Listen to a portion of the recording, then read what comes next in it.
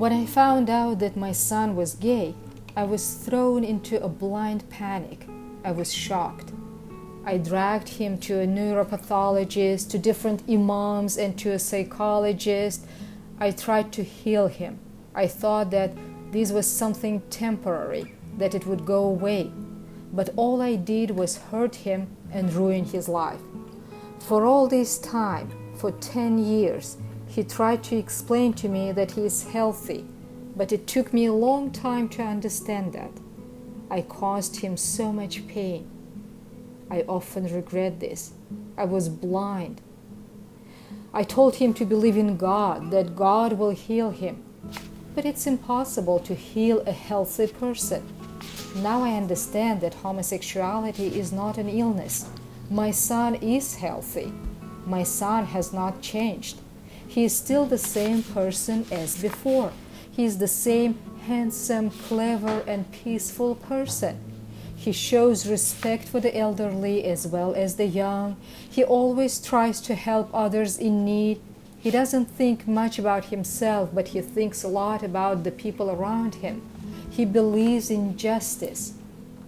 Dear parents, if you found out that your son is gay or your daughter is lesbian, don't be angry with them. They are not at fault for falling in love with a person of the same sex. I understand that it's very hard to accept them the way they are. Forget about all the bad and perverted rumors you heard about LGBT people. What is more important than the opinion of those around you is the fact that your son is healthy and that you accept him the way he really is. Don't ruin his life. Don't traumatize him the way I traumatized my son. My son believes in God, but he also believes in compassion, goodness, love, humanity, and mercy. He has never caused any harm to anybody. He is a pacifist and wishes everybody peace. But purely because of his sexual orientation, many people want to kill him, shoot him, burn him, stone him, or drive him to suicide. This is cruel and inhumane. Stop justifying violence. Open your eyes. Now I'm happy that my son is not a maniac, not a murderer, not a pedophile, not a rapist, not a criminal, and not a drug addict. He simply happens to love people of his own sex. That's all. And I love him and accept him the way he is. But as long as Article 120 exists in our country, people will be allowed to speak and write cruel and inhumane things to my son and to try to harm him. And my son and other LGBT people will not be able to live quietly and be happy. They cannot even live quietly in their home because at any time law enforcement officers could come and arrest him, referring to Article 120. And yet it is my son's private life.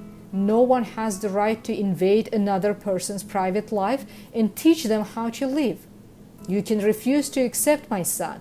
You can refuse to support him, but you don't have the right to dictate to him how he should live or to threaten him with murder just because he fell in love with a person of his own sex.